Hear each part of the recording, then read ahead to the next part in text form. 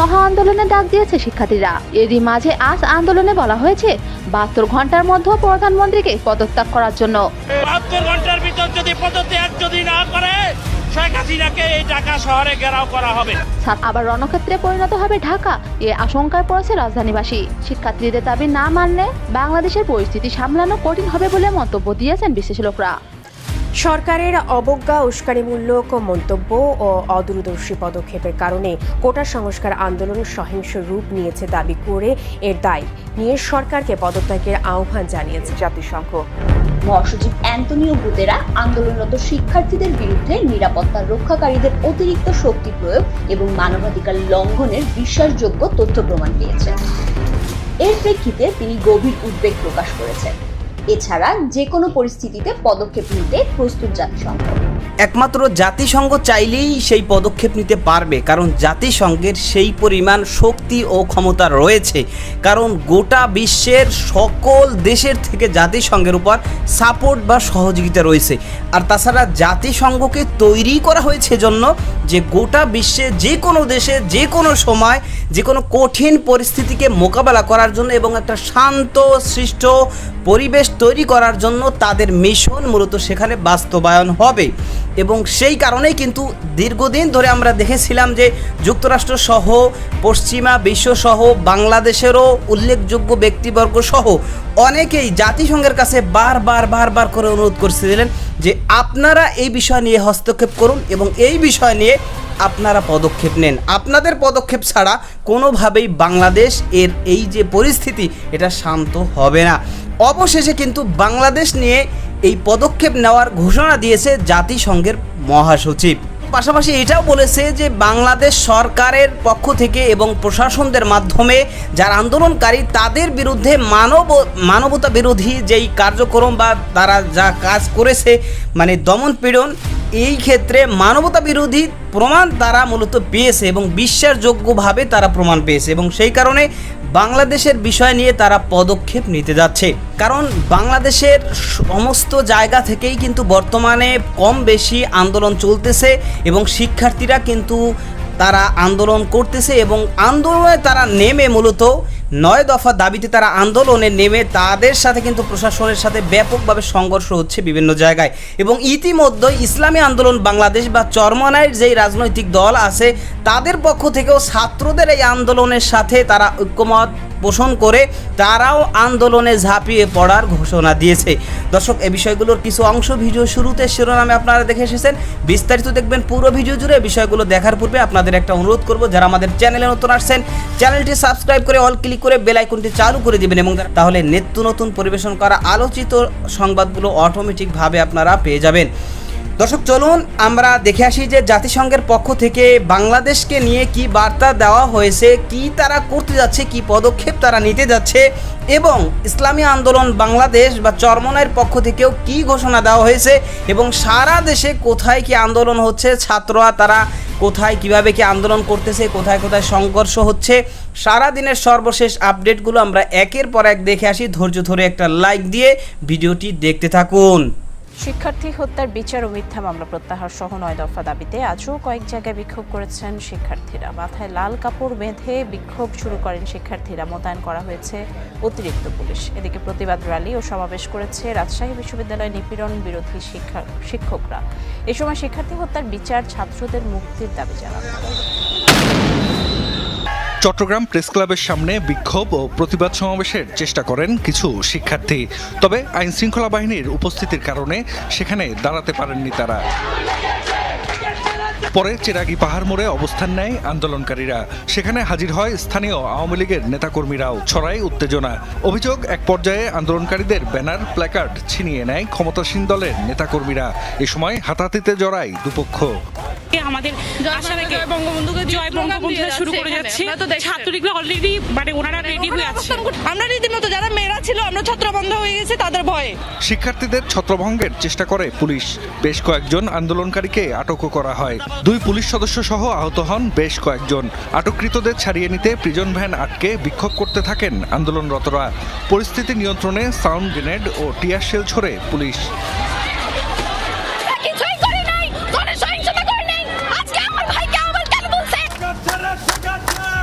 এদিকে রাজশাহী বিশ্ববিদ্যালয়ের প্রধান ফটকের সামনে অবস্থান নেন আন্দোলনরত শিক্ষার্থীরা। এক পর্যায়ে ঢাকা রাজশাহী মহাসড়ক অবরোধ করেন তারা। পরে শিক্ষার্থীরা সেখান থেকে বিনোদপুর বাজারে গিয়ে সংক্ষিপ্ত সমাবেশ করেন। কোটা সংস্কার আন্দোলনে হতাহতের ঘটনার বিচারের দাবিতে সিলেটে শাহজালাল বিজ্ঞান ও প্রযুক্তি বিশ্ববিদ্যালয়ের প্রধান ফটকের সামনে বিক্ষোভ করেন শিক্ষার্থীরা। পরে মিছিল নিয়ে সিলেট সুনামগঞ্জ সড়ক প্রদক্ষিণ করেন তারা। জাহাঙ্গীরনগর বিশ্ববিদ্যালয় কেন্দ্রীয় শহীদ মিনারের সামনে বিক্ষোভ মিছিল ও প্রতিবাদ সভা করেন আন্দোলনরত শিক্ষার্থীরা। হতাহতের ঘটনার বিচার সহ গ্রেপ্তারকৃত শিক্ষার্থীদের মুক্তির দাবি জানান তারা। ঠাকুরগাঁয়েও বিক্ষোভ করেছেন শিক্ষার্থীরা। সরকারি বালক উচ্চ বিদ্যালয় বড়মাঠ থেকে আন্দোলনরতরা মিছিল বের করতে চাইলে পুলিশ বাধা দেয়। এ সময় স্কুলের সামনের সড়কে কিছুক্ষণ অবস্থান নিয়ে বিক্ষোভ করেন তারা। রংপুরে আইনশৃঙ্খলা বাহিনীর কড়াকড়িতে রাস্তায় নামতে পারেননি আন্দোলনকারীরা। বিভিন্ন পয়েন্টে বসানো হয় চেকপোস্ট। কোটা আন্দোলনকে কেন্দ্র করে সারা দেশে ব্যাপক প্রাণহানি ও সহিংসতার পর এই আন্দোলনকে সমর্থন জানিয়ে গত শুক্রবার রাজপথে নেমেছিল ইসলামী আন্দোলন বাংলাদেশ। এবার সংবাদ সম্মেলনে এসে সরকারের পদত্যাগ চেয়ে কঠোর বার্তা দিলেন দলটির আমির মুফতি সৈয়দ মোহাম্মদ রেজাউল করিম। মোহাম্মদ সোহাগ বিশ্বাসের রিপোর্টে বিস্তারিত। যারা দেশপ্রেমিক তারা তো দেশের সম্পদ নষ্ট করতে পারে না। ইসলামী আন্দোলন বাংলাদেশের আমির মুফতি সৈয়দ মোহাম্মদ রেজাউল করিম পীর সাহেব চরমনায় বলেছেন, কোটা সংস্কারের দাবিতে ছাত্র আন্দোলনে নজিরবিহীন এই দমন পীড়নে শিশু, কিশোর, নারী সহ এখন পর্যন্ত অন্তত 150 ছাত্র জনতা হত্যাকাণ্ডের শিকার হয়েছে। এর একমাত্র সমাধান এই সরকারের পদত্যাগ। আর একমাত্র সমাধান হচ্ছে এই সরকারের পদত্যাগ। সোমবার দুপুরে পুরানা পল্টনস্থ ইসলামী আন্দোলন বাংলাদেশের কেন্দ্রীয় কার্যালয়ে কোটা সংস্কার আন্দোলনের প্রেক্ষিতে ছাত্র জাগরণ এবং তা দমনে সরকারের বর্বরতম নৃশংসতায় সৃষ্ট পরিস্থিতিতে আয়োজিত এক সংবাদ সম্মেলনে লিখিত বক্তব্যে চরমনাই পীর বলেছেন, সেনাবাহিনীকে দ্রুত ব্যারাকে ফিরে যেতে হবে। তারা হত্যাকাণ্ডে জড়িত তাদের শাস্তির আওতায় আনুন। সরকার পতন আন্দোলনে চরমনাই অন্যান্য রাজনৈতিক দলের সাথে একমত বলেও সংবাদ সম্মেলনে উল্লেখ করেন তিনি। এই ছাত্র আন্দোলনে বিদেশিদের সমর্থন ও মানবাধিকার সংগঠনগুলো পাশে দাঁড়িয়েছে উল্লেখ করে চরমনাই পীর বলেন, এই ছাত্র আন্দোলনে জাতিসংঘ, আন্তর্জাতিক মানবাধিকার সংস্থা ও বিদেশি অনেক বিবেকবান মানুষ ও মিডিয়া সমর্থন জানিয়েছেন। দাবি না মানলে আগামীতে কি কর্মসূচি আসবে তাও সংবাদ সম্মেলনে জানান পীর সাহেব চরমনাই। পরবর্তীতে পরামর্শ ভিত্তিক অবস্থার পরিপ্রেক্ষিতে তখন আমরা কর্মসূচি ওইভাবে ঘোষণা করবো ইনশাআল্লাহ। কোটা সংস্কারের দাবিতে আন্দোলনকে ঘিরে শত শত শিক্ষার্থী ও সাধারণ নাগরিক নিহত হওয়ার বিচার দাবি করেছেন দেশের ৭৪ জন বিশিষ্ট নাগরিক। তারা বলেছেন, আন্দোলনকালে শিক্ষার্থী সহ সাধারণ নাগরিকদের নিহত, আহত ও নির্যাতিত হওয়ার প্রতিটি ঘটনার তদন্ত হতে হবে। নিরপেক্ষ ও স্বাধীন তদন্তের জন্য তা জাতিসংঘের উচ্চ পর্যায়ের বিশেষজ্ঞ দলের তত্ত্বাবধানে হওয়া জরুরি। তাই তারা জাতিসংঘকে এই লক্ষ্যে প্রয়োজনীয় উদ্যোগ গ্রহণ করার আহ্বান জানিয়েছেন। সোমবার গণমাধ্যমে পাঠানো এক বিবৃতিতে এই দাবি জানান বিক্ষুব্ধ নাগরিকরা। বিশিষ্ট নাগরিকদের বিবৃতিতে বলা হয়, গভীর বেদনা ও ক্ষোভের সঙ্গে তারা লক্ষ্য করেছেন যে কোটা সংস্কারের দাবিতে আন্দোলনরত শিক্ষার্থীদের ওপর 16 জুলাই থেকে নজিরবিহীন দমন পীড়ন চালানো হয়েছে। শুরু থেকেই সম্পূর্ণ শান্তিপূর্ণ ও অরাজনৈতিক ছাত্র আন্দোলনকে সরকারি দল রাজনৈতিক প্রতিপক্ষের ষড়যন্ত্র হিসেবে আখ্যায়িত করতে চেয়েছে। An update on Bangladesh about the excessive use of force by security forces and credible evidence of human rights violation. বাংলাদেশে কোটা সংস্কার আন্দোলনের জেরে সৃষ্ট উদ্ভূত পরিস্থিতিতে নজর রাখছে জাতিসংঘ। বৈশ্বিক সংস্থাটির মহাসচিব অ্যান্টনিও গুতেরেস আন্দোলনরত শিক্ষার্থীদের বিরুদ্ধে নিরাপত্তা রক্ষাকারীদের অতিরিক্ত শক্তি প্রয়োগ ও মানবাধিকার লঙ্ঘনের বিশ্বাসযোগ্য তথ্য প্রমাণ পেয়েছে। এর প্রেক্ষিতে তিনি গভীর উদ্বেগ প্রকাশ করেছেন। এছাড়া যে কোনো পরিস্থিতিতে পদক্ষেপ নিতে জাতিসংঘ প্রস্তুত বলেও জানানো হয়েছে। সোমবার মহাসচিবের মুখপাত্র স্টিফেন ডুজারিক এক ব্রিফিংয়ে এসব কথা বলেছেন। প্রথমে তিনি বাংলাদেশ ইস্যুতে একটি বিবৃতি পাঠ করেন, এরপর প্রশ্নোত্তর দেন। শুরুতে বিবৃতিতে তিনি এসব ধরনের সহিংসতা দ্রুত, স্বচ্ছ ও নিরপেক্ষ তদন্ত পুনর্ব্যক্ত করেন এবং এর জন্য যারা দায়ী তাদের জবাবদিহি নিশ্চিত করার আহ্বান জানান। দর্শক, আপনারা দেখলেন তো জাতিসংঘ এর পক্ষ থেকে যে ঘোষণা তারা দিয়েছে, তো তারা কিন্তু ক্লিয়ারভাবে বাংলাদেশের প্রশাসন এবং সরকারের পক্ষ থেকে যারা আন্দোলনকারী তাদের বিরুদ্ধে দমন পীড়নের ক্ষেত্রে তারা যে মানবতা বিরোধী কাজ করেছে এটার তথ্য প্রমাণ বিশ্বাসযোগ্যভাবে পেয়েছে এবং তাদের কাছে সেটা রয়েছে।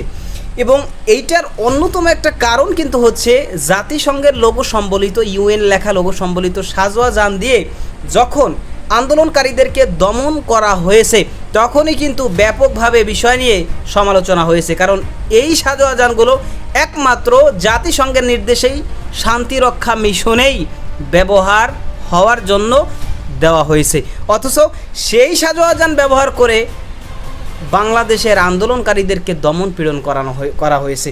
তখনই কিন্তু মূলত জাতিসংঘের পক্ষ থেকে তারা খেপে গিয়েছে। যুক্তরাষ্ট্র তো আগে থেকে এমনি মোটামুটি তারা সুযোগ মোটে পায় না, সুযোগ এখন কিন্তু পেয়েছে। তো যাই হোক, এই সব কিছু মিলিয়ে এখন সর্বশেষ যে বার্তাটা জাতিসংঘের পক্ষ থেকে দেওয়া হয়েছে এটা কিন্তু খুব কড়া বার্তা। তাদের পক্ষ থেকে ক্লিয়ার দুইটা বিষয় মূলত বলা হয়েছে যে তারা মানে বাংলাদেশ সরকার এবং প্রশাসন তারা যে মানবতা বিরোধী কাজ করতেছে এই আন্দোলন দমনের জন্য, এটা তারা তথ্য প্রমাণ সহকারে এটা প্রমাণ তারা পেয়েছে। অন্যদিকে এই বিষয় নিয়ে তারা পদক্ষেপ নিতে যে কোনো পরিস্থিতিতে যে কোনো সময় তারা এই বিষয় নিয়ে পদক্ষেপ নিবে, এটাও কিন্তু তারা বলেছে। এখন যে কোনো পদক্ষেপ নিবে এই কথাটাই কিন্তু খুবই গুরুত্বপূর্ণ একটা কথা যেটা তারা বলেছে। এটা নিয়েই কিন্তু এখন ব্যাপক আলোচনা পর্যালোচনা হচ্ছে যে তারা তাহলে কি করতে যাচ্ছে। তারা কি সেই আমরা এর আগে যে দেখেছিলাম দেশে মারাত্মক ভয়াবহ অবস্থা হওয়ার পরে যুক্তরাষ্ট্রের পক্ষ থেকে তারা আসলো, তারা এসে দুই দলের মাঝে বা সবার মাঝে সমন্বয় করে একটা নতুন নির্বাচনের ব্যবস্থা করে দিল, এরপর আস্তে আস্তে করে দেশ ঠান্ডা হলো, তারা কি সেরকম কিছু করতে যাচ্ছে না কি পদক্ষেপ নেবে মূলত তারা, এটা নিয়েই কিন্তু এখন ব্যাপকভাবে আলোচনা পর্যালোচনা হচ্ছে। এবং অন্যদিকে ছাত্ররা তারা কোনোভাবেই কিন্তু আন্দোলন ছাড়ছে না। এমনকি বাংলাদেশে বর্তমানে সব জায়গায় পুলিশ, আর্মি, র্যাব, বিডিআর, তারপরে সেনাবাহিনী সহ সকল প্রশাসন তারা কিন্তু সর্বোচ্চভাবে চেষ্টা করতেছে। এরপরেও বিভিন্ন জায়গায় কিন্তু ছাত্ররা যখনই সুযোগ পাচ্ছে তারা ঝাঁপিয়ে পড়ে তারা বিক্ষোভ সমাবেশ শুরু করে দিচ্ছে। তো এখন পরিবেশটা এমন ভয়াবহ হয়েছে যে এখন কোনোভাবেই এই আন্দোলনকে দমন করা যাচ্ছে না, এরকম একটা পরিবেশ হয়ে গিয়েছে। এদিকে জামাত শিবিরকে তাদের নিবন্ধন বাতিল তো করা হয়েছে এবং তাদেরকে সরাসরি নিষিদ্ধ করা হচ্ছে, এ বিষয় নিয়ে তারাও তো খেপে যাবে আমার যেটা মনে হয়। এবং বিএনপির পক্ষ থেকে তারাও কিন্তু নতুন করে কর্মসূচি দেওয়া এবং তাদের সাথে ছাত্রদের আন্দোলনের সাথে যুক্ত থাকা ব্যাপারেও কিন্তু তারা ঘোষণা দিয়েছে। এবং এদিক দিয়ে আবার ইসলামী আন্দোলন বাংলাদেশ চরমোনাই তারা নতুন করে আবার মোটামুটি হুঙ্কার দিয়ে দিয়েছে যে ছাত্রদের দাবি যদি মানা না হয় তাহলে শীঘ্রই তারা ছাত্রদের আন্দোলনের সাথে যুক্ত হয়ে তারাও রাজপথে ঝাঁপিয়ে পড়বে এবং তারাও কিন্তু এখন বলতেছে যে সরকারের পদত্যাগ করতে হবে। এখন এই যে চতুর্মুখী এক ভয়াবহ পরিস্থিতি বাংলাদেশে বিরাজ করছে, এই জন্যই কিন্তু মূলত তাদের পক্ষ থেকে এই ঘোষণা দেওয়া হয়েছে। এখন যদি আমাদের বাংলাদেশের অভ্যন্তরীণভাবে মূলত এই বিষয়গুলো সমঝোতা হয়ে যায় সব পক্ষের মধ্যে এবং আন্দোলন বা বিক্ষোভ সমাবেশ বা বর্তমানে যেই অবস্থা বিরাজ করছে এই অবস্থা থেকে যদি স্বাভাবিক অবস্থায় ফিরে আসে, কারণ বর্তমানে কারফিউ দেওয়া এর মধ্যেও কোনোভাবে আন্দোলন বিক্ষোভ সমাবেশ থামানো যাচ্ছে না। তো যদি এটা শান্ত করা না যায় তাহলে সেই ক্ষেত্রে কিন্তু তাদের পক্ষ থেকে একটা বড় ভূমিকা তারা এই ব্যাপারে রাখবে, এই ব্যাপারে তারা ইঙ্গিত দিয়ে রাখলো। তো ছাত্রদের পক্ষ থেকে তারা বিক্ষোভ সমাবেশে নেমে এবং আজকে মূলত রাষ্ট্রীয়ভাবে যে শোক ঘোষণা করা হয়েছে সেখানে মোটামুটি সবাই কালো পতাকা উত্তোলন করবে, কিন্তু সেখানে মিডিয়ায় কিন্তু বর্তমানে লালে লাল হয়ে গিয়েছে, পুরো লালময় হয়ে গিয়েছে। কারণ এটা হচ্ছে বৈষম্য বিরোধী ছাত্র আন্দোলনদের কর্মসূচি যে পুরো মিডিয়াকে তোমরা লালময় করে দাও। তার মাধ্যমে বোঝাচ্ছে যে না, সরকারের যেই কর্মসূচি এটা তারা মানতেছে না এবং তারা উল্টোভাবে আরও প্রতিবাদ করতেছে। যে কারণ এই যে সরকারি হিসাবে 150, আর এমনি মনে হয় কত শত হবে সেটা আল্লাহ মাবুদি ভালো জানে। এত মানুষ এর মৃত্যু, তো সেটার প্রতিবাদ হিসাবে কিন্তু লালময় করে দেওয়া হয়েছে। এবং বেশ কিছু ভিডিও ফুটেজ যেগুলো ভাইরাল হয়েছে সেগুলো কিন্তু দেখে আসলেই মানে সহ্য করার মতো বিষয় না। বিশেষ করে আবু সাইদ হত্যা, ছেলেটা দাঁড়িয়ে আছে, না মারতেছে না কিছু করতেছে, তার বুকে গুলি অনবরত চলছে। আবার একটা ছাত্র, সে ছাদের উপর থেকে এক পাশে ফ্লোর ধরে সে ঝুলে আছে, এরপরে তাকে রাউন্ডের পর রাউন্ড সিরিয়াল ধরে লাগাতার গুলি করে তার মৃত্যুকে নিশ্চিত করেছে পুলিশ। কেন? তারা এমন কি অন্যায় করেছে লাগাতার গুলি করে তাদেরকে নিহত করতে হবে? এই সমস্ত কর্মকাণ্ডের কারণেই কিন্তু ছাত্র সমাজ আরও কঠোরভাবে ক্ষেপে গিয়েছে। তো যাই হোক দর্শক, যে বিষয়গুলো দেখলেন সম্পর্কে আপনাদের মতামত কি সেটা কমেন্ট সেকশনে জানাবেন। ভালো থাকবেন, সুস্থ থাকবেন, দেখা হবে নতুন কোনো ভিডিওতে, কথা হবে নতুন কোনো বিষয়। আজকে পর্যন্তই, আসসালামু আলাইকুম রহমতুল্লাহ।